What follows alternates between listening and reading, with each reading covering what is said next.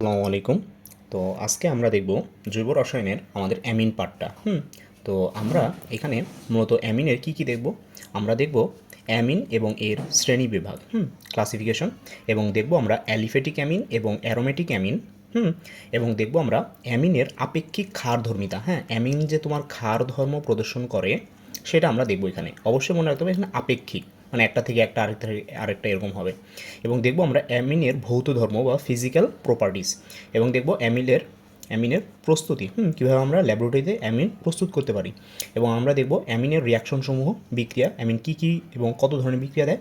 এবং লাস্টে আমরা দেখব যে আমাদের যে 1 ডিগ্রি, 2 ডিগ্রি, 3 ডিগ্রি অ্যামিন আছে সেটা আমরা কিভাবে আমি পার্থক্য করতে পারি, বা শনাক্ত করতে পারি। আচ্ছা, তো দেখো যে প্রথমে আমরা যদি দেখি যে অ্যামিন এটা আসলে আসে কোথা থেকে।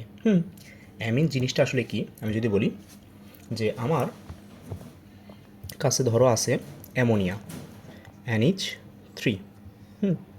তো এটাকে যদি আমি একটু এইভাবে লিখি, তার মানে এখানে আছে কি, যে আমার একটা নাইট্রোজেন অ্যাটম আছে, সেন্ট্রাল অ্যাটম, এবং এইখানে আমার একটা লোন পেয়ার আছে 2টা, এবং আমার এখানে হাইড্রোজেন আছে। এবং আমি যদি এখানে হাইব্রিডাইজেশনটা বলি, তাহলে নাইট্রোজেনের এখানে হাইব্রিডাইজেশন sp3।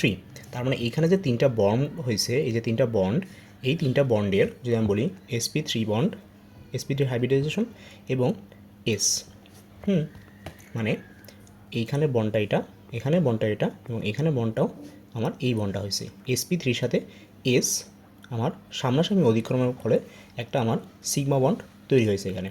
তো এইটা হলো আমার ছিল অ্যামোনিয়া। তো এই অ্যামোনিয়া থেকে মূলত আমরা কী পাবো, আমার অ্যামিন পাবো কীভাবে, যে আমার NH3, এইটার থেকে যদি আমার একটা হাইড্রোজেন আমি অপসারণ করে সেইখানে একটা আমি আর গ্রুপ যুক্ত করি।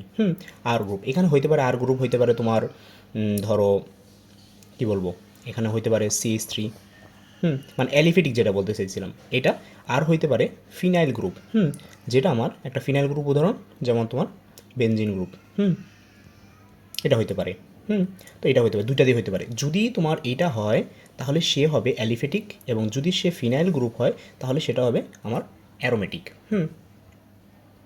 তাহলে আমি যদি লিখি এখানে, তাহলে আমার কী কী হলো, তাহলে আমি লিখতে পারি যে NH3, এটা থেকে ধরো আমি এইভাবে লিখলাম, এটার সাথে তোমার এই এইচটা কী হলো, এই এইচটা তোমার রিপ্লেস হয়ে গেল আর দিয়ে, তাহলে যেটা হলো, তাহলে কী হলো, NH2R।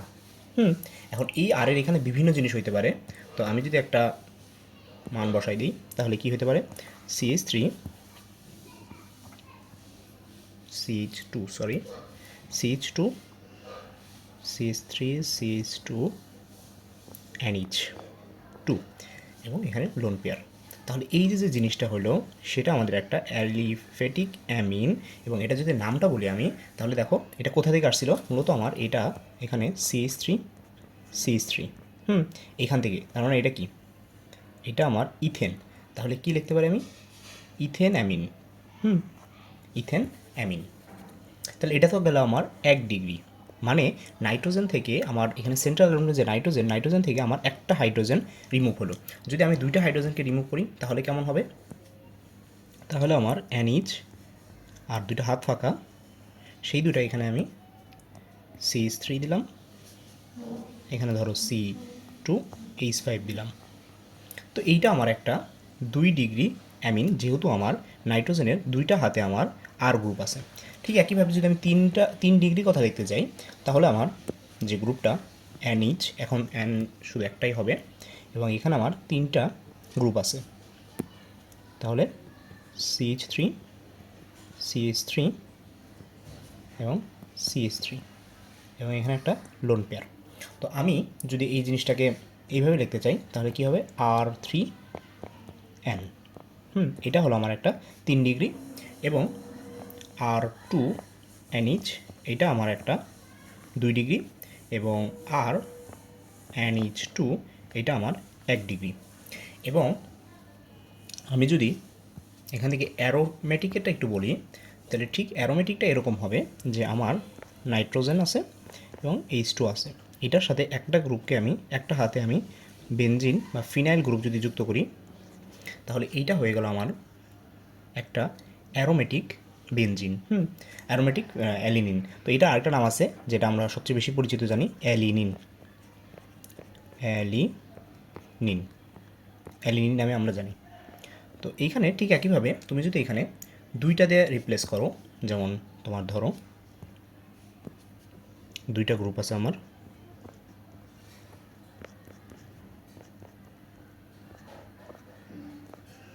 যদি এটা হয় তাহলে এটা আমার একটা 2 ডিগ্রি, এবং লাস্টে যদি আমি লিখি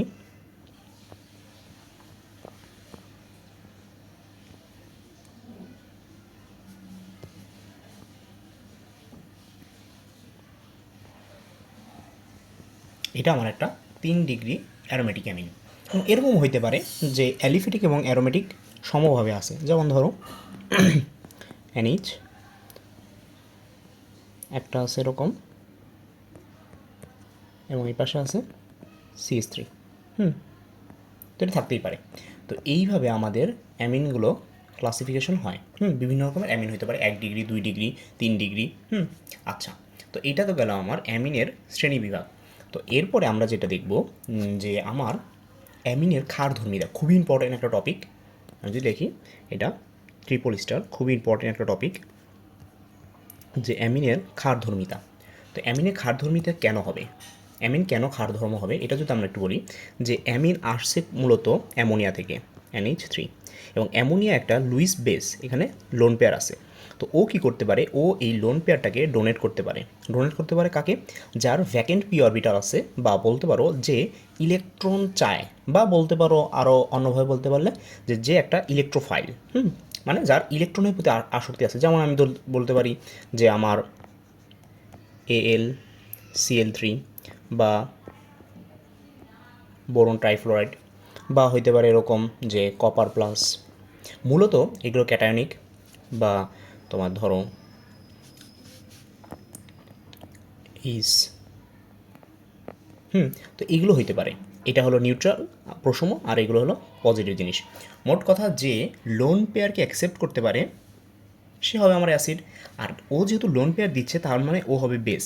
যেহেতু এখানে নাইট্রোজেন থেকে আমি মূলত অ্যামিনকে পাই, সরি অ্যামোনিয়া থেকে যেহেতু আমি অ্যামিনকে পাই, তাহলে আমার অ্যামিনেরও ক্ষারধর্মিতা হবে।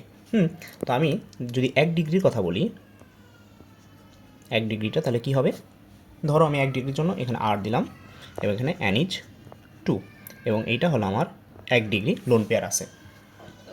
যদি 2 ডিগ্রির কথা বলি, তাহলে এটা আমার 2 ডিগ্রি, এবং যদি 3 ডিগ্রির কথা বলি, তাহলে এইটা হবে আমার 3 ডিগ্রি অ্যামিন।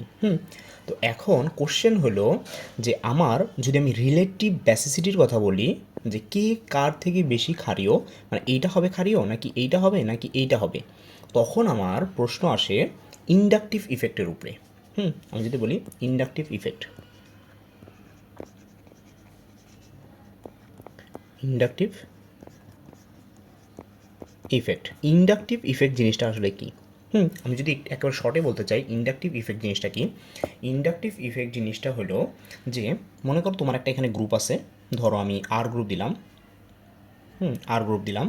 তো এই আর গ্রুপ কি করে, আর গ্রুপ তার সাথে যদি একটা কার্বন থাকে, তাহলে সেই আর গ্রুপটা এই কার্বনের দিকে ইলেকট্রন ডেনসিটি দান করে, কার্বনের দিকে ইলেকট্রন ডেনসিটি দান করে। মানে এইখানে তোমার সেন্ট্রাল যে কার্বনটা আছে, বা ধরো এখানে নাইট্রোজেনও থাকতে পারে, তাহলে সে কী পাইলো, আর গ্রুপের উপস্থিতির কারণে ও ইলেকট্রন রিচ হলো, মানে ইলেকট্রন পাইলো, এক্সট্রা ইলেকট্রন একটা ডেনসিটি পাইলো। এবং আমরা আর গ্রুপকে জানি যে ও আর গ্রুপ মূলত আমাদের কি করে, আর গ্রুপ মূলত আমাদের পজিটিভ ইন্ডাকটিভ ইফেক্ট দেয়। পজিটিভ ইন্ডাকটিভ ইফেক্ট আবার 2 রকমের। আমি যদি বলি ইন্ডাকটিভ ইফেক্ট 2 রকমের, একটা পজিটিভ আই ইফেক্ট এবং আরেকটা নেগেটিভ আই ইফেক্ট। মানে যদি পজিটিভ ইফেক্ট হয়, পজিটিভ ইন্ডাকটিভ ইফেক্ট যদি ইলেকট্রন ডেনসিটি দেয়, তাহলে নেগেটিভ ইন্ডাকটিভ ইফেক্ট হবে ইলেকট্রন নিজের দিকে আরও নিয়ে নেওয়া। এগুলো আমরা অর্গানিকের অর্থপ্যারাতে দেখছি আমরা, যে তোমার NO2 এই গ্রুপটা মূলত আমাদের মাইনাস ইন্ডাকটিভ ইফেক্ট, মানে ও ইলেকট্রন বেনজিন রিং থেকে নিয়ে নেয়। আবার এটা যদি বলি CH3 টুলুইন যেটা, সেইটা বেনজিন বলকে ইলেকট্রন দেয়। মানে সে আমার অর্থপ্যারা এবং এটা হলো আমার মেটা। এগুলো আমরা অর্গানিক আরও ভালোভাবে দেখবো সামনে। আচ্ছা, তো যেটা বলতে চাইছিলাম যে এইখানে মূলত কি হয় অ্যামিনের ক্ষেত্রে, আমার এই যে আর গ্রুপগুলো আছে, এই প্রত্যেকটা আর গ্রুপ একটা করে প্লাস ইন্ডাকটিভ ইফেক্ট, মানে এই প্লাস ইন্ডাকটিভ ইফেক্ট শো করে। তাহলে কি হবে, তাহলে আমার এইখানে এই যে নাইট্রোজেন আছে, এইখানের সেন্ট্রালে যে নাইট্রোজেন আছে ও ইলেকট্রন রিচ হবে। ও ইলেকট্রন রিচ হবে। ইলেকট্রন রিচ হওয়া মানে কি, ও খুব সহজে তখন আরও বেশি ভালোভাবে এই লোন পেয়ারকে দিতে পারবে। এই লোন পেয়ারকে দিতে পারবে, লোন পেয়ারকে দিতে পারবে। তাহলে বুঝতেই পারতেছো আমার অ্যামোনিয়া যেটা আছে, অ্যামোনিয়া যেটা আছে, এই যে অ্যামোনিয়া যেটা আছে, এইটা যতটুকু বেসিসিটি হবে বা যতটুকু ক্ষারীয় হবে তার থেকে 1 ডিগ্রি অ্যালিফেটিক অ্যামিন আমার বেশি ক্ষারীয় হবে, 2 ডিগ্রি বেশি ক্ষারীয় হবে। ইন কেস অফ 3 ডিগ্রি, আমি কি বললাম, ইন কেস অফ 3 ডিগ্রি, এইটা একটু মানে ঝামেলা করে। ঝামেলা বলতে বলতে পারো যে ব্যতিক্রম। ব্যতিক্রমও না, এটার এক্সপ্লেনেশন আছে। আমি যদি এক্সপ্লেনেশনটা একটু দেই, ইন কেস অফ 3 ডিগ্রি, 3 ডিগ্রির ক্ষেত্রে কী হয়, 3 ডিগ্রি অ্যামিন। তো 3 ডিগ্রি অ্যামিনে আমি যদি লিখি যে এন, আমি আরটাকে একটু যদি ভাঙিয়ে লিখি CH3 বা CH3টাকে যদি ভাঙিয়ে লিখি আমি, তাহলে আরও সুবিধা হবে।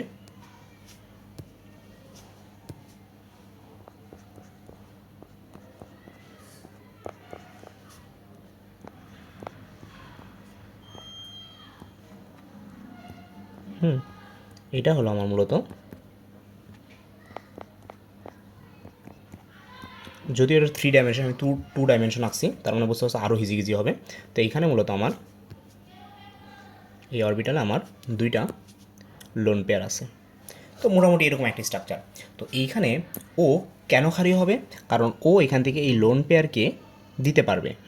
লোন পেয়ারকে যদি দেয় তাহলে সে বেসিক হবে। তো ধরো এখানে একটা H+ আছে, তো এখন এই H+কে যে সময় লোন পেয়ার দিতে যাবে, তখন দেখা যাবে এই যে যে 3টা গ্রুপ আছে, বড় বড় 3টা গ্রুপ, দেখো এই একটা গ্রুপ, এটা তো শুধু আমি সবচেয়ে ছোটো গ্রুপটা আঁকছি, আর এর সবচেয়ে ছোটো গ্রুপ, বাট এর সাথেও বড় গ্রুপ হইতে পারে, এবং সেটা যদি 3 ডাইমেনশন হয়, তখন দেখা যায় এই H+কে সে সহজে তার লোন পেয়ার দিতে পারে না। এবং এই জিনিসটাকে বলা হয় স্টেরিক ইফেক্ট। কি বললাম, স্টেরিক হিন্ড্রেন্স বা স্টেরিক হিন্ড্রেন্স। স্টেরিক হিন্ড্রেন্স কি, যে তার চারপাশে বাধা, 3 ডাইমেনশনে ত্রিমাত্রিক বাধা, যার কারণে সে লোন পেয়ার থাকার পরও এবং প্রচুর ইলেকট্রন ডেন্সিটি থাকার পরেও 3 দিক থেকে আসতেছে, সে মানে H+কে ইলেকট্রন দিতে পারে না, মানে তার ক্ষারীয় ধর্ম প্রদর্শন করতে পারে না যতটা পারে তোমার 2 ডিগ্রি, যতটা পারে তোমার এখানে 2 ডিগ্রি বা 1 ডিগ্রি। এখন কথা হচ্ছে, একটা জিনিস মনে রাখবা, যদি এটা তোমাদের বইতে উল্লেখ নাই, আমি একটা কথা বলে দিই, যে এই যে জিনিসটা এখানে যে 3 ডিগ্রির, আমি যদি ইটা লিখি, ক্রোমোটা লিখি, তাহলে কী হবে, ক্রোমোটা হবে আমার 2 ডিগ্রি সবচেয়ে বেশি, দেন 1 ডিগ্রি, দেন আমার 3 ডিগ্রি। অবশ্যই মনে রাখবা যে এই ক্রোমোটা মূলত অ্যাকোয়াস মিডিয়ামে বা মাধ্যমে জলীয় মাধ্যমে, যদি তোমার গ্যাসীয় মিডিয়ামে হয়, তখন কিন্তু এটা 3, 2, 1 হয়, মানে যেটা হওয়ার কথা ছিল, এটা গ্যাসীয়। এখন বলতে পারো ভাই এটা কেন হয়, এটা যদিও এটা তোমার এখন আউট টপিক, এই যে স্টেটটা, এটা তোমার আউট টপিক, তারপর একটু জাস্ট বলে দিই, এই গ্যাসীয় মিডিয়ামে আর জলীয় মিডিয়ামে কী হয়, জলীয় মিডিয়ামে কী থাকে, আমার সলভেন্ট থাকে। সলভেন্ট থাকে, এই সলভেন্টের একটা ইফেক্ট আছে। আমি যদি বলি সলভেন্ট ইফেক্ট, সলভেন্ট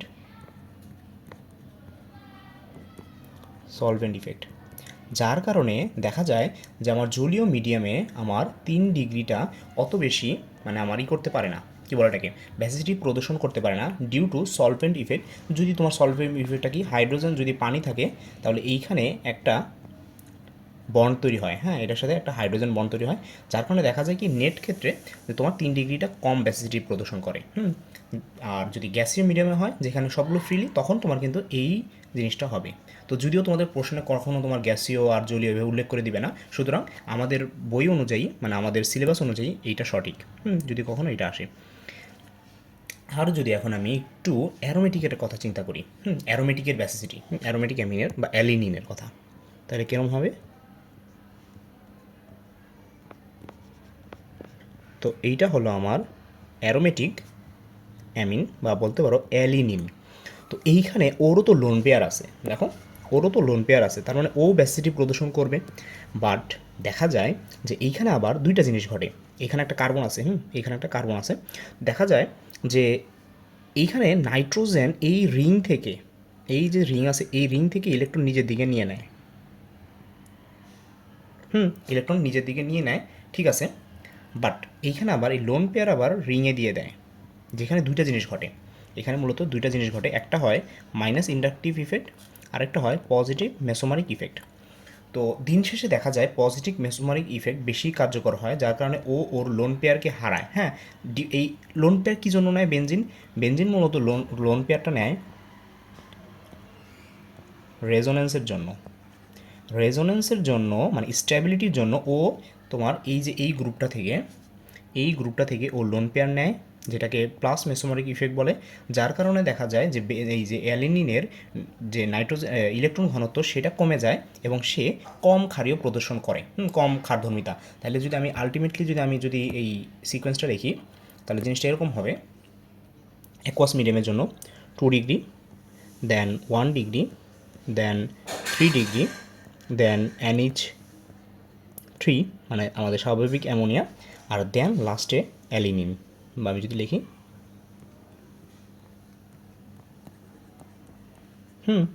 তাহলে এইটা হলো আমার আলটিমেট সিকোয়েন্স। এবং এইদিকে হলো আমার 2 ডিগ্রিটা সবচেয়ে বেশি অ্যাসিডিক ইন অ্যাকোয়াস মিডিয়াম। আচ্ছা, তো এরপরে আমরা কি দেখব?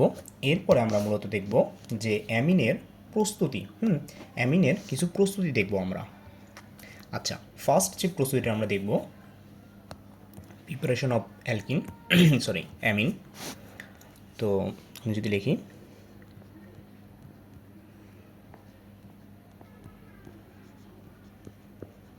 প্রিপারেশন অফ অ্যামিন, তো আমরা ল্যাবরেটরিতে কীভাবে অ্যামিন তৈরি করতে পারি সেই প্রসিডিউরগুলো আমরা দেখব, কয়েকটা দেখি। তো 1 নম্বর যে প্রসিডিউরটা সেটা কি হইতে পারে?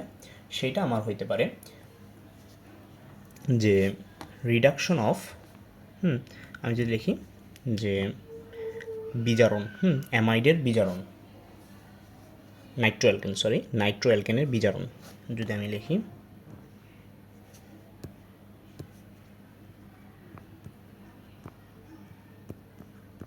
নাইট্রো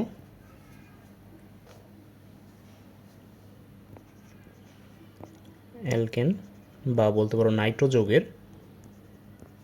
অ্যালকেনের বিজারণ। এখন অর্গানিক কেমিস্ট্রি বিজারণ মানে কি, রিডাকশন মানে কি, এটা আমি আমার লেকচার আছে, লেকচারটা আমার চ্যানেল থেকে দেখে নিতে পারো, যে অর্গানিক কেমিস্ট্রিতে জারণ এবং বিজারণ বলতে কী বোঝায়। তো আমাদের এমনি স্বাভাবিক রেডক্স রিঅ্যাকশন মানে বোঝায় ইলেকট্রন প্রদান, ইলেকট্রন আদান প্রদান। বাট অর্গানিক কেমিস্ট্রিতে জারণ বিজারণ মানে অন্য কিছু একটা বোঝায়, যদিও ওইটা বোঝায় বাট ইনডাইরেক্টলি বোঝায়। যেমন আমি যদি নাইট্রো অ্যালকেন লিখি, যে ধরো নাইট্রো অ্যালকেন আর নাইট্রো গ্রুপ আর কি, এটা আমার একটা নাইট্রো গ্রুপ। তো এইখানে আমার কি আছে? আমার এখানে অক্সিজেন আছে। তো আমি যদি এটাকে রিডাকশন করি তাহলে অবশ্যই আমার জায়মান হাইড্রোজেন লাগবে, এটা তো আমরা জানি। তো এইখানে করে আমি ধরো দেখলাম যে এখান থেকে SN প্লাস HCl, যেটা আমার রিডিউসিং এজেন্ট মানে রিডাকশন করবে। তো এখান থেকে ধরো আমি লিখলাম NH2 পাইলাম।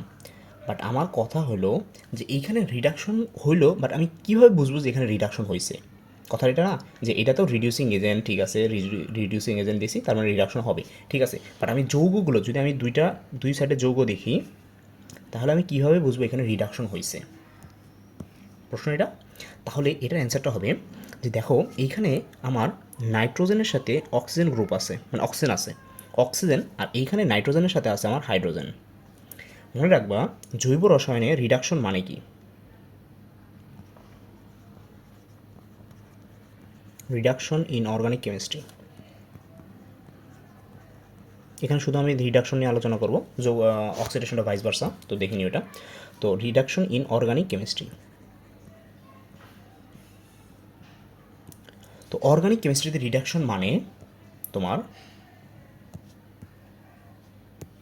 রিডাকশন মানে কি, যে হাইড্রোজেন অ্যাড বা বলতে পারো oxygen remove.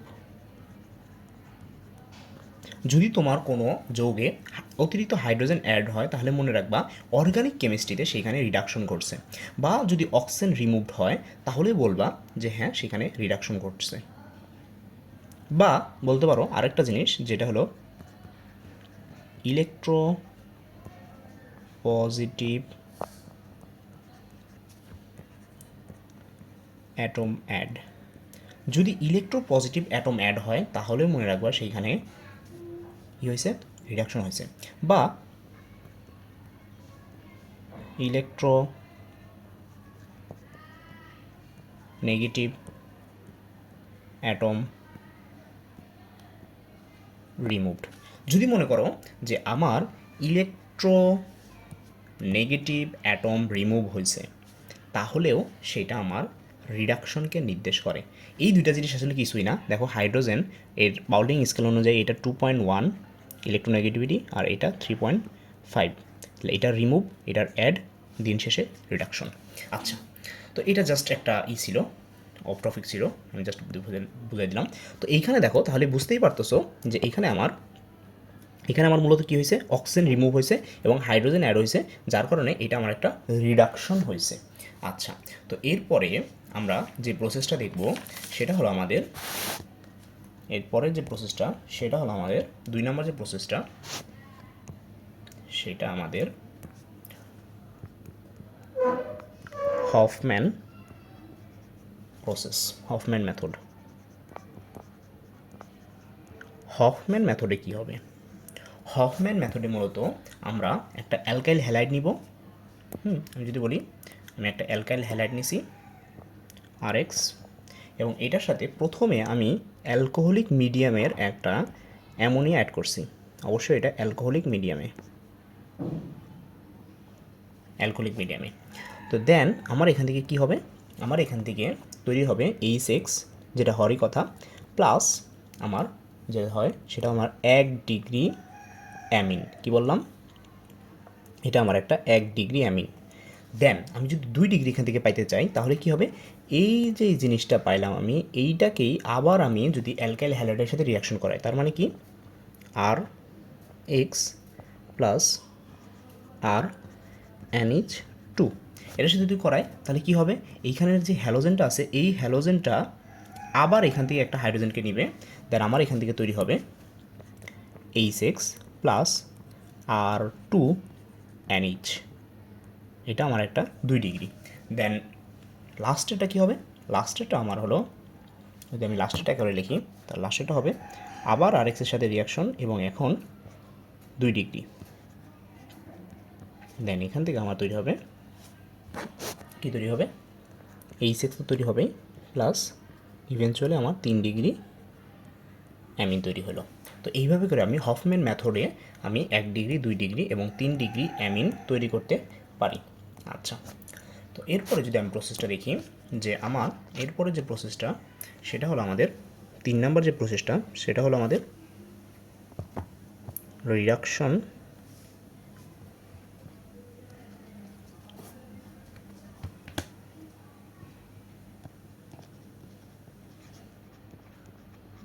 Reduction of amide. অ্যামাইডের নাম জানি আমরা, রিডাকশন অফ অ্যামাইড। অ্যামাইড কী ছিল, অ্যামাইড ছিল তোমার, এই দেখো এটা কি, এটা হলো আমার একটা অর্গানিক অ্যাসিড বা কার্বক্সিলিক অ্যাসিড। তো এইখান থেকে যদি এই OH গ্রুপটা রিমুভ হয়ে এখান থেকে যদি NH2 গ্রুপটা আসে, তখন সেটাকে আমরা বলি অ্যামাইড। অ্যামাইড বলি। তো এখন এটা আসবে কীভাবে, এটা আসবে মূলত NH3 অ্যাড করলে, যেটা আমরা জানি। তো যাই হোক, যেটা বলছিলাম, তাহলে এটা থেকে কি হবে, অ্যামাইডটা কি হবে, আর NH2, এটা হলো আমার একটা অ্যামাইড। যদি আমি রিডাকশন হয় তাহলে দেখো এই যৌগটা, অ্যামাইড যৌগটা, এই অ্যামাইড যৌগটা রিডাকশন হলে কে রিমুভ হবে আর কি অ্যাড হবে? বুঝতেই পারতেছো, এইখানে যে আমার অক্সিজেনটা আছে, এই অক্সিজেনটা রিমুভ হবে এবং এইখানে আমার মূলত হাইড্রোজেন আসবে। বুঝতে পারছো? আচ্ছা, তাহলে কী হবে, আমি যদি রিয়াকশনটা লিখি যে আর সি ও NH2, এটা আমি যদি রিডাকশন করি তাহলে কীটা করতে পারি আমি রিডাকশন? ধরো লিথিয়াম অ্যালুমিনিয়াম হাইড্রেট, এটা যদি আমি রিডাকশন করি তাহলে আমি এখান থেকে পাবো, আর এই গ্রুপটা তখন এই গ্রুপটা তখন আমার কিসে পরিণত হবে? তখন CH2-তে পরিণত হবে এবং আমার বাকি থাকবে NH2।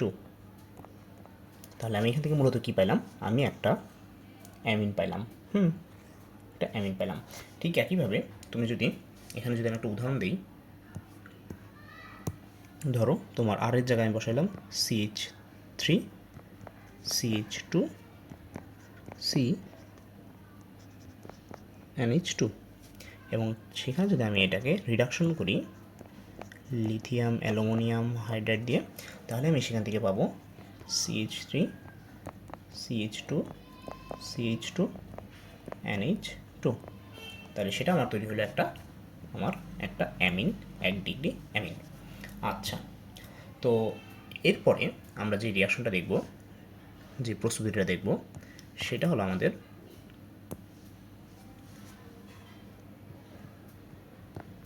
Reduction of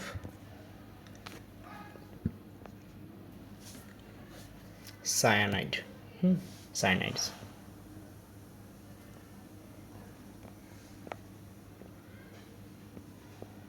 reduction of cyanide মানে সায়ানাইডযুক্ত যৌগগুলো যদি আমি রিডাকশন করি তাহলে কি হবে? আচ্ছা, তো সায়ানাইডযুক্ত যৌগ কি? ধরো আর সিএন, RCN। তো এইখানে যদি আমি এটাকে রিডাকশন করি, মানে জার্মান হাইড্রোজেন যদি রিডাকশন করি, তাহলে এইখান থেকে মূলত কি হবে আমার? এইখান থেকে আর CH2 NH2, তো এইটা মূলত আমার হলো সায়ানাইডের রিডাকশন। তো আমি যদি এখান থেকে একটা এক্সাম্পল লিখি, তাহলে আর এর জায়গায় যদি আমি একটা বসাই CH3, এটার সাথে যদি আমি হাইড্রোজেন অ্যাড করি এবং যদি আমি রিয়াকশন করাই, তাহলে আমি এখান থেকে পাবো কি CH3 CH2 NH2। তো এইভাবে করে আমি রিডাকশন অফ সায়ানাইডস থেকে আমি কি পাইতে পারি? আমার অ্যালিফেটিক অ্যামিন পাইতে পারি, বা বলতে পারো 1 ডিগ্রি অ্যামিন আমরা পাইতে পারি। আচ্ছা, তো এরপরে আমরা যে দেখব, রিয়াকশনটা দেখব, সেটা হলো আমাদের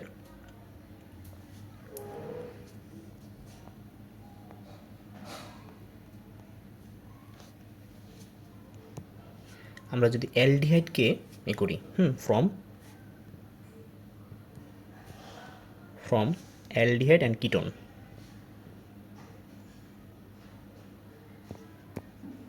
আমরা অ্যালডিহাইড অর কিটোন থেকে যদি আমি পাইতে চাই, কি বলে এটাকে, অ্যামিন পাইতে চাই, তাহলে আমার কী করতে হবে? ধরো আমি একটা অ্যালডিহাইড লিখলাম, যেমন CH3 CH2 C, তো এইটা আমার একটা অ্যালডিহাইড। তো এইটার সাথে যদি আমি কি করি, এটার সাথে যদি আমি H2 গ্যাস অ্যাড করি এবং ইন প্রেজেন্স অফ আমি যদি এখানে দিই NH3 অ্যামোনিয়ার ইসে, তাহলে এইখান থেকে কি হবে আমার মূলত এখানে ওয়াটার রিলিজ পাবে, ওয়াটার ডিহাইড্রেশন রিয়াকশন হবে। তো সেইখান থেকে আমার মূলত পাবো আমি আমার একটা অ্যামিন, যেটা হলো আমি যদি নাম বলি সেটা হবে আমাদের প্রোপাইল অ্যামিন।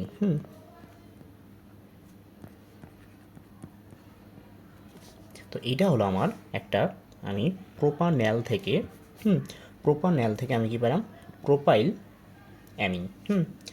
তো এরপরে যদি আমরা যদি মনে করো তুমি আরেকটু অ্যাডভান্সে যদি একটু করতে চাও, তাহলে ধরো আমি লিখলাম এখানে CH3 CH2 CH, এবং এখানে আমি H2 দিলাম, এবং এইখানে তুমি কি করলা, তুমি এখানে মানে 1 ডিগ্রি জায়গা 2 ডিগ্রি বসাইলা।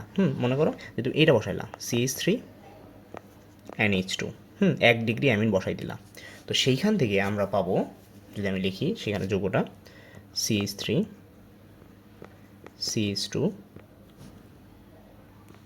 CH2 NH, এই পাশে একটা CH3।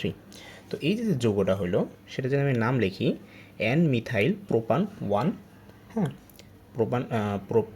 প্রোপান 1 অ্যামিন, মানে N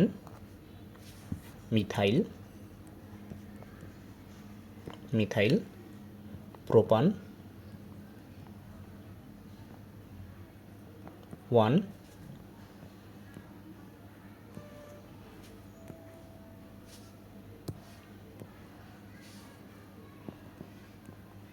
অ্যামিন।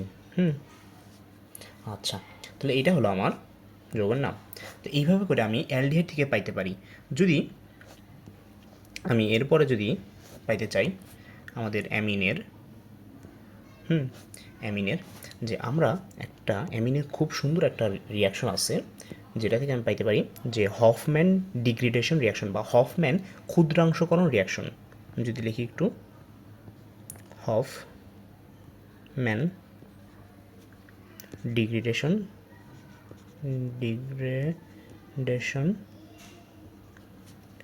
অফ অ্যামাইড, অ্যামাইডের যদি আমি ক্ষুদ্রাংশকরণ করি, মানে অ্যামাইডকে যদি আমি করি, তাহলে আমি অ্যামিন পাইতে পারি।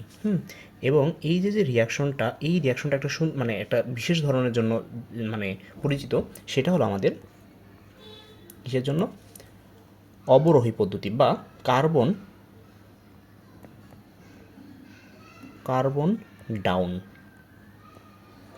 ডাউন যদি করতে চাই, মানে কার্বন সংখ্যা যদি কমাইতে চাই, তাহলে আমরা এই রিয়াকশন করি।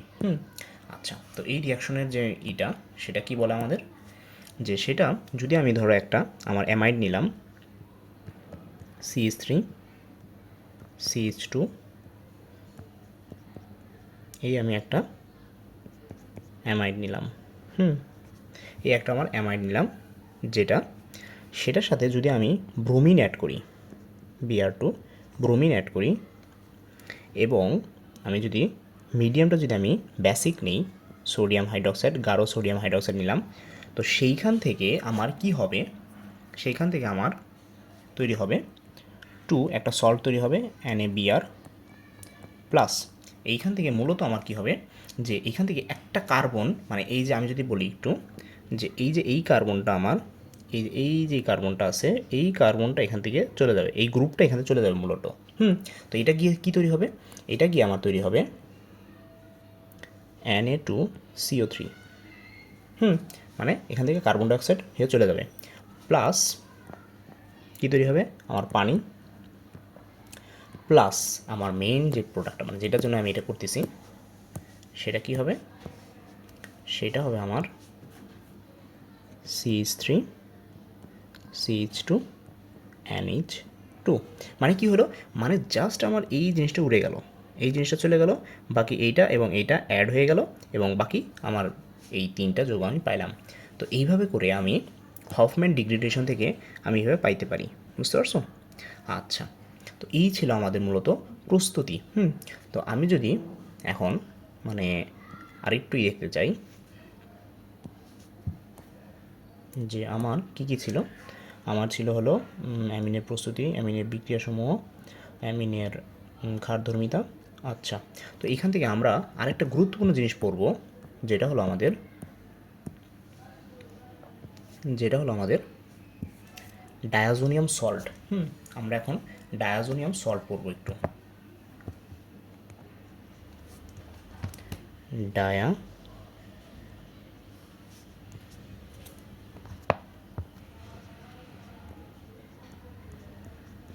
ডায়াজোনিয়াম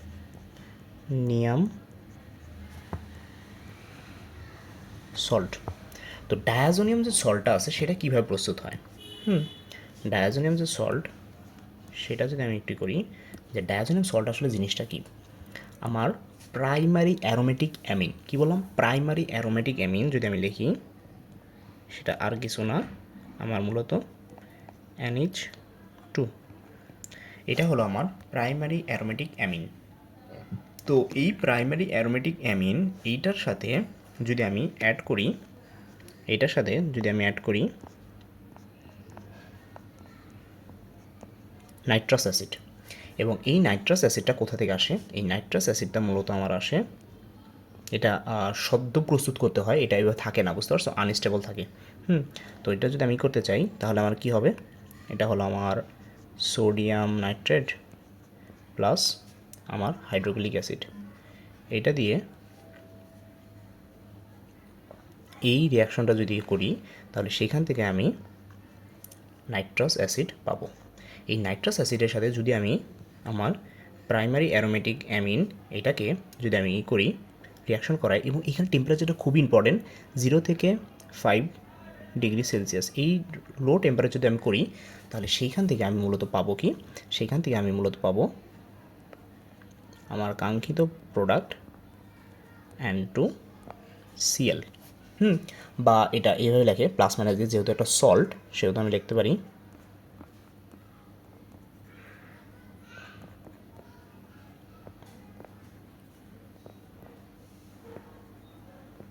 তো এইটা হলো আমার একটা ডায়াজোনিয়াম সল্ট। এটা থেকে ব্যাপক মানে সিনথেসিস করা যায়, অনেক কিছু সিনথেসিস করা যায়।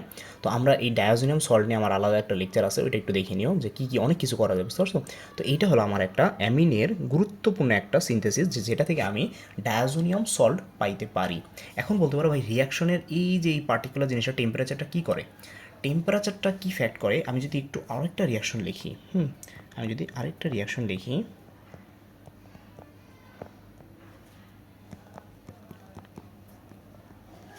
এবং এইখানে রিয়াকশন দিলাম আমি ধরো 25 ডিগ্রি, তাহলে এই রিয়াকশনটা আর এই রিয়াকশনের পার্থক্য কী হবে জানো, এইখানে তোমার তৈরি হবে একটা ফেনল, এখানে তোমার ফেনল তৈরি হবে। তো এই যে যে রিয়াকশনটা, এই যে ফেনল তৈরি হলো আর এইখানে আমার গুরুত্বপূর্ণ ডায়াজোনিয়াম সল্ট তৈরি হলো, এইখানে মূলত টেম্পারেচারটা ফ্যাক্ট, বুঝতে পারছো। এই জন্য আমার একই রিয়াক্টেন্ট যদি বিক্রিয়া করে তাহলে একবার তৈরি করে ডায়াজোনিয়াম সল্ট এবং একবার তৈরি করে আমার কি, তোমার ফেনল। মানে এটা আমরা সামনে আরেকটু দেখব যে তোমার সেপারেশন, মানে 1 ডিগ্রি 2 ডিগ্রি 3 ডিগ্রি সেপারেশনটা। তো এইভাবে করে আমাদের কী বলে এটাকে তোমার করে তৈরি হয় ডায়াজোনিয়াম সল্ট, এটা খুব ইম্পর্টেন্ট। আচ্ছা, তো এরপরে আমরা যে জিনিসটা দেখব সেটা হলো আমাদের ফিজিক্যাল প্রপার্টিস অফ অ্যামিন। কী বললাম, ফিজিক্যাল প্রপার্টিস অফ অ্যামিন বা ভৌত ধর্ম, ফিজিক্যাল প্রপার্টিস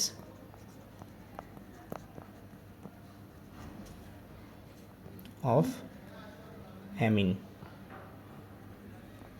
তো এটা খুবই important, physical properties of amine. সবচেয়ে বেশি ইম্পর্টেন্ট হলো solubility, physical properties of amine.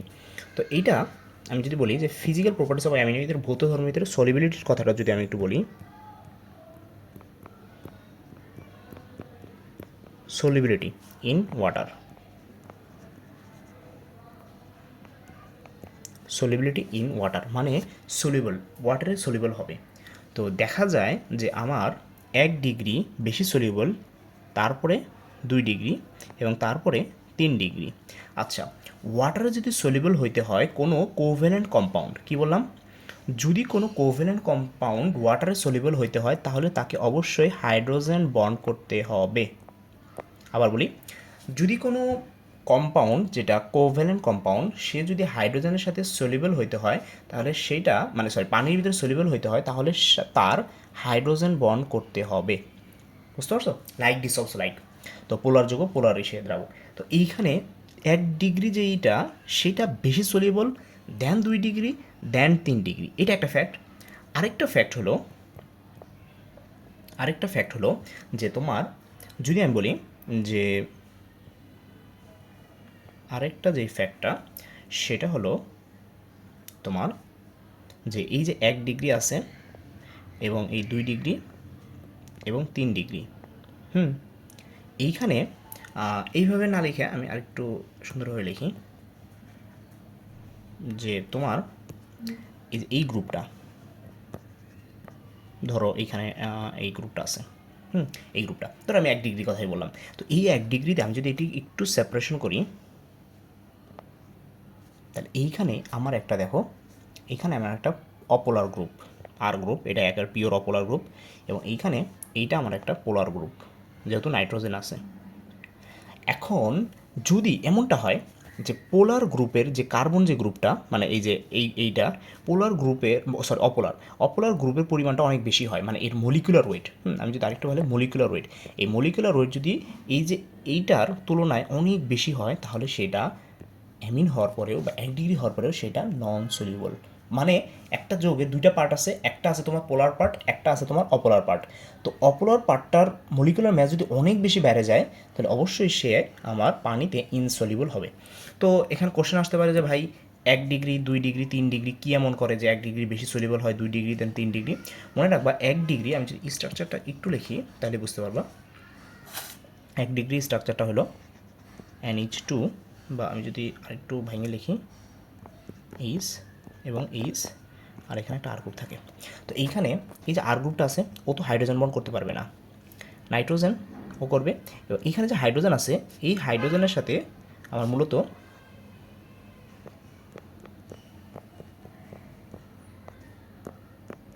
Hydrogen বন্ডটা করবে। আবার এইখানে আমি আর বাকিটা লিখলাম না। তো এইভাবে করে মূলত যত হাইড্রোজেন থাকবে নাইট্রোজেনের সাথে সরাসরি, তত বেশি তোমার কী বলবো ওটাকে হাইড্রোজেন বন্ড করবে। আবার এই নাইট্রোজেন আবার ডেল্টা মাইনাস ও আবার হাইড্রোজেন বন্ড করবে। তো এখানে দেখো 1 ডিগ্রিতে আমার 2টা হাইড্রোজেন থাকে, তার মানে ও বেশি হাইড্রোজেন বন্ড করবে, বেশি সলিউবল হবে। দেন আমার 2 ডিগ্রির ক্ষেত্রে একটা হাইড্রোজেন থাকবে এবং ও হাইড্রোজেন বন্ড গঠন করবে, তাহলে ও সলিউবল হবে। 3 ডিগ্রির ক্ষেত্রে কোনো আমার নাই, কী বলে এটা কি, কোনো আমার হাইড্রোজেন নাই, বাট এখানে নাইট্রোজেন আছে, ও একটু হাইড্রোজেন বন্ড করবে, যার কারণে ও সলিউবল হবে, বাট ওদের তুলনায় খুবই কম। আচ্ছা, তো এটা হলো আমার ফিজিক্যাল প্রপার্টি। তো এরকম আরও ফিজিক্যাল প্রপার্টি আছে, যদিও আমার হাইড্রোজেন বন্ডটা বেশি মানে অ্যাপ্লিকেবল, বেশি আমাদেরই হয়। আচ্ছা, তো এখন লাস্ট এবং সবচেয়ে ইম্পর্টেন্ট যে জিনিসটা দেখবো, সেটা আমাদের পরীক্ষায় যেটা মানে প্রায়ই আসে, সেটা হলো আমাদের অ্যামিন থেকে মূলত 2 ধরনের কোশ্চেন আসে। একটা হলো অ্যামিনের ক্ষারধর্মিতা, আর আরেকটা হলো অ্যামিনের শনাক্তকরণ। আমরা এখন শনাক্তকরণ দেখব, অ্যামিন শনাক্তকরণ। অ্যামিন শনাক্তকরণ বা অ্যামিন, আরও স্পেসিফিক বললে 1 ডিগ্রি 2 ডিগ্রি ও 3 ডিগ্রি অ্যামিন পার্থক্যকরণ। এটা আমাদের লাস্ট টপিক। তো পার্থক্যকরণ, তো এটা আমরা কেন করব, পার্থক্যটা আমরা কেন করব, 1 ডিগ্রি 2 ডিগ্রির পার্থক্যটা আমরা কেন করব। তো দেখা যায় যে 1 ডিগ্রিতে একটু আগে দেখলাম আমরা যে 1 ডিগ্রি একরকম প্রপার্টি শো করে, 1 ডিগ্রি একরকম প্রপার্টি শো করে, 2 ডিগ্রি একরকমের, 3 ডিগ্রি একরকমের। তো আমার যদি একটা টেস্ট টিউবে, তোমার মনে করো ল্যাবে তোমার একটা টেস্ট টিউবে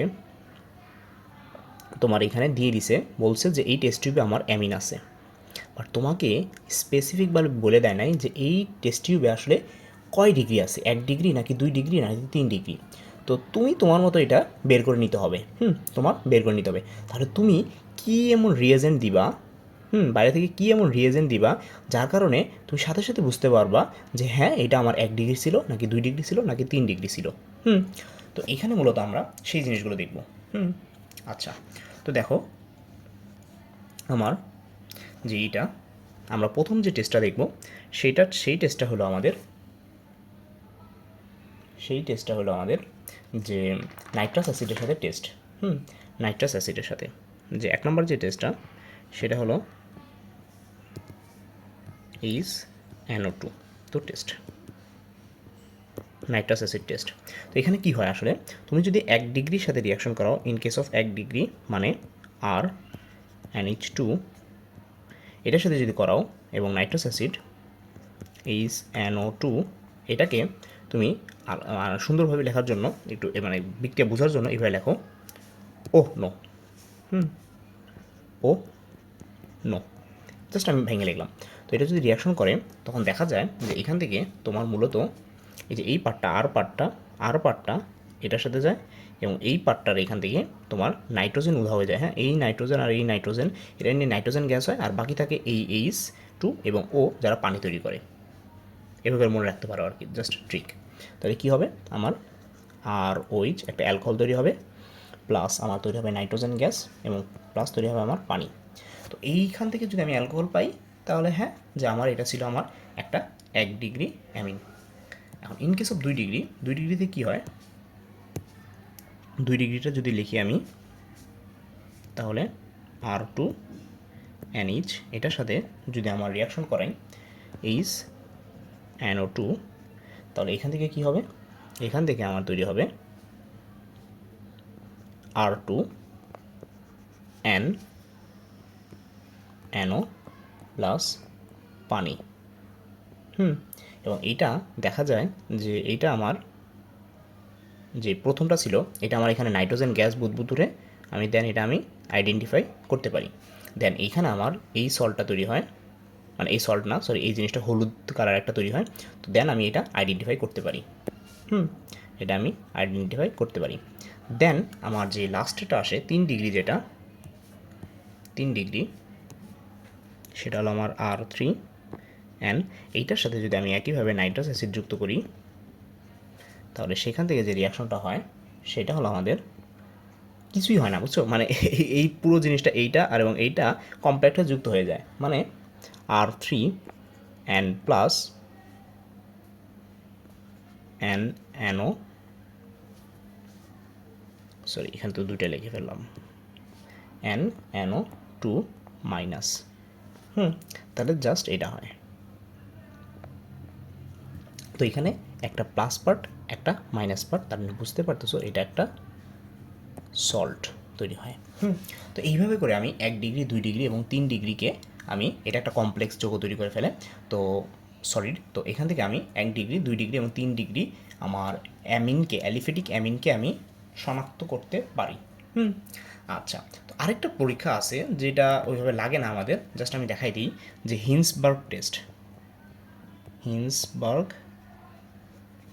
টেস্ট, এটাও খুব ইম্পর্টেন্ট। হিন্সবার্গ টেস্ট তোমাদের বইতে মনে হয় দেওয়া নাই, তো আমি একটু দেখাই দিই হিন্সবার্গ টেস্টে কী হয়।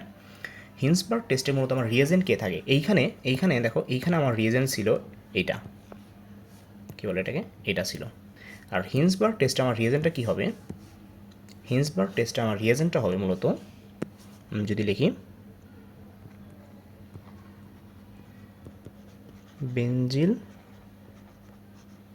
সালফোনিল ক্লোরাইড,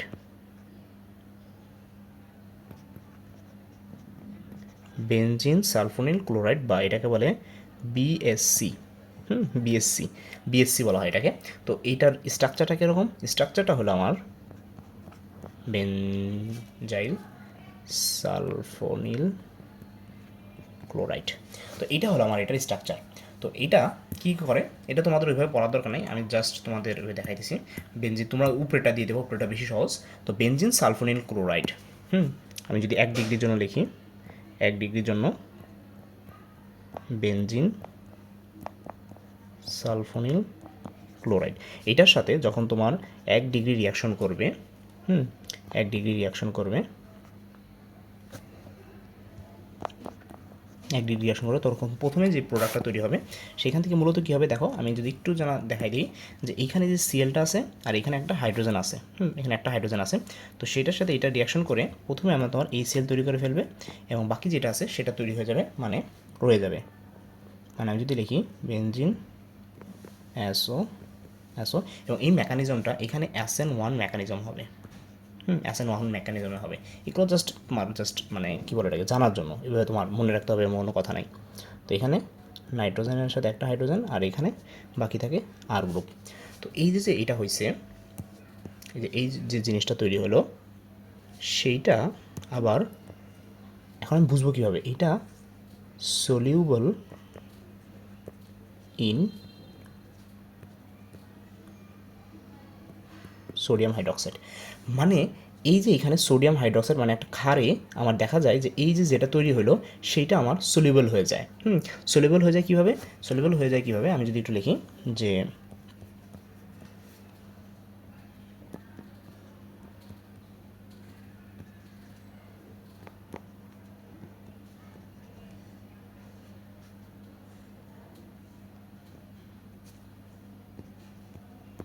কী হলো এইখানে মূলত আমি যদি বলি এখানে মূলত কী হলো, এখানে মূলত এই যে এখানে আমার একটা এইচ ছিল এবং এইখানে OH ছিল, এই দুইটা মিলে আমার এখান থেকে মাইনাস পানি তৈরি হয়েছে।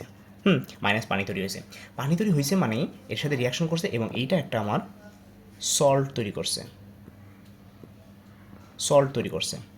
দেখো এখানে একটা মাইনাস প্লাস একটা অ্যানায়ন কম্পাউন্ড গঠন করছে, মানে আয়নিক কম্পাউন্ড গঠন করছে এবং এইটা soluble in aqueous sodium hydroxide. Then 2 number যেটা আসে 2 ডিগ্রি অ্যামিনের ক্ষেত্রে, 2 ডিগ্রি অ্যামিনের ক্ষেত্রে কী হয় আমাদের, আমি যদি বলি একটু, ফর 2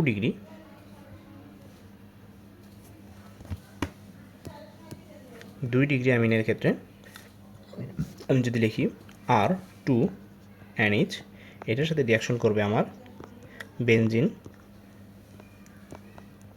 সালফোনিল ক্লোরাইড। এটার সাথে রিয়াকশন করলে এখান থেকে প্রথমে কী হবে, আমার হাইড্রোক্লোরিক অ্যাসিড চলে যাবে, যেটা আমার এখানে এই এইচটা আছে এবং এই ক্লোরাইডটা আছে, তাহলে হাইড্রোক্লোরিক অ্যাসিড চলে গেল, বাকি থাকলো আমার, যদি দেখি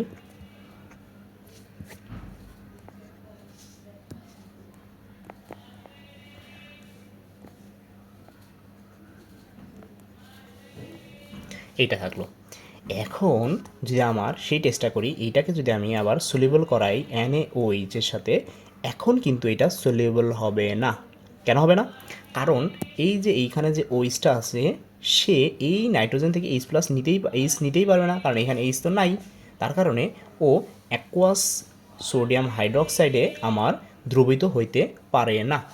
এবং এরপরে যদি আমরা দেখি যে লাস্ট যে জিনিসটা, সেটা হলো আমাদের কি, যে 3 নাম্বার অ্যামিনের জন্য 3 নাম্বারের জন্য 3 নাম্বার অ্যামিনের জন্য কি হয়, 3 নাম্বার অ্যামিনের জন্য যদি লিখি 3 ডিগ্রি অ্যামিনের জন্য, যে এখানে R3N এটার সাথে যদি আমি বেনজিন সালফোনিল ক্লোরাইড বা BSC যদি করি, তাহলে এইখানে মূলত আমার কোনো রিয়াকশন হবে না। এটা রিয়াকশনই দেয় না, বুঝতে পারছো? এখানে রিয়াকশন দেয় না কেন? যে দেখা যায় যদি এটা রিয়াকশন করেও, বাট এটা আবার ব্যাকওয়ার্ড চলে আসে, মানে এটা ফরওয়ার্ডের থেকে ব্যাকওয়ার্ড রিয়াকশন বেশিই হয়, কারণ এইখানে নাইট্রোজেনের সাথে কোনো হাইড্রোজেন নাই। মানে এখানে প্রথমে যে নাইট্রোজেন যে প্লাস হইতে হবে, মানে R3N প্লাস হইতে হবে, SN1-এ কী হয়, একটা কার্বোক্যাটায়ন তৈরি হয়, তো এখানে এই যে কার্বোক্যাটায়নটাই তৈরি হইতে পারে না, বুঝতে পারছো? যেহেতু এখানে কোনো হাইড্রোজেন নাই, তো এই রিয়াকশনটা আসলে হয় না, এটা একটা ব্যাকওয়ার্ড রিয়াকশন, মানে এই দুইটা যদি তুমি পাত্রে রাখো এটা এইভাবে থাকবে, যদি এটা হয় আবার সাথে সাথে এটা তৈরি হবে, বাট তুমি এটা দেখতে পারবে না, বুঝতে পারছো? তো যদি তুমি অনেক টেম্পারেচারে যদি রিয়াকশনটা করাও, ধরো অনেক টেম্পারেচারে যদি রিয়াকশন করাও, তাহলে সেইখান থেকে তোমার দেখা যায় যে এটা হয়, সেটা আবার সোডিয়াম হাইড্রোক্সাইডের ভিতরে সলিউবল হয় না। সলিউবল হয় না। তো এইভাবে করে আমরা হিন্সবার্গ টেস্ট দিয়ে, মূলত এটা রিয়াকশন হয় না, বুঝতে পারছো? এটা রিয়াকশন হয় না লিখে দিবা যদি এই টেস্ট দিতে চাও। তাহলে কি হলো আমার, তাহলে আমরা দেখলাম যে আমার 1 ডিগ্রির জন্য প্রথমে সে আমার সালফোনিল ক্লোরাইডের সাথে বেনজিন সালফোনিল ক্লোরাইডের সাথে রিয়াকশন দিল এবং যেই প্রোডাক্টটা তৈরি করলো সেটা আবার সোডিয়াম হাইড্রোক্সাইডে আমার সলিউবল হইল। এবং দেন আমরা যেই জিনিসটা দেখলাম সেটা হলো আমার 2 ডিগ্রির ক্ষেত্রে প্রথমে বেনজিন সালফোনিল ক্লোরাইডের সাথে রিয়াকশন করলো এবং একটা প্রোডাক্ট তৈরি করলো, যেই প্রোডাক্টটা আমার অ্যাকোয়াস সোডিয়াম হাইড্রোক্সাইডে সলিউবল না, এবং এইভাবে আমি এটা শনাক্ত করতে পারি। এবং 3 ডিগ্রি অ্যামিনের ক্ষেত্রে আমার যেই অ্যামিনটা আছে সেটা বেনজিন সালফোনিল ক্লোরাইডের সাথে রিয়াকশনই করলো না, রিয়াকশনেই গেল না, এবং সেখান থেকে আমি বলতে পারি যে হ্যাঁ, আমার টেস্ট টিউবে 3 ডিগ্রি অ্যালিফ্যাটিক অ্যামিন ছিল। তো এইভাবে করে মূলত আমরা যে জিনিসটা আছে, আমরা এটাকে কী করতে পারি, কী বলে এটাকে, সেপারেশন করতে পারি 1 degree, 2 degree, 3 degree অ্যামিনকে।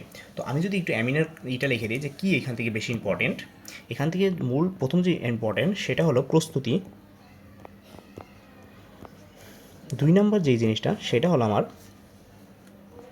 Reaction, অ্যামিনের রিয়াকশনগুলো important. এবং 3 নম্বর যেটা সেটা হলো আমার বেসিসিটি বা ক্ষারধর্মিতা।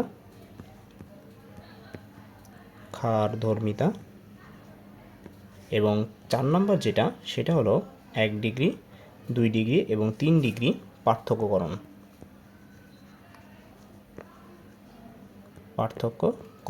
তো মূলত এই 3টাই হলো আমার এইখানে সবচেয়ে বেশি ইম্পর্টেন্ট। আর তারপরেও যদি আমি আরোই করি, এই ক্ষারধর্মিতা এবং পার্থক্যকরণ, এই 2টা আরও বেশি ইম্পর্টেন্ট। বুঝতে পারছো?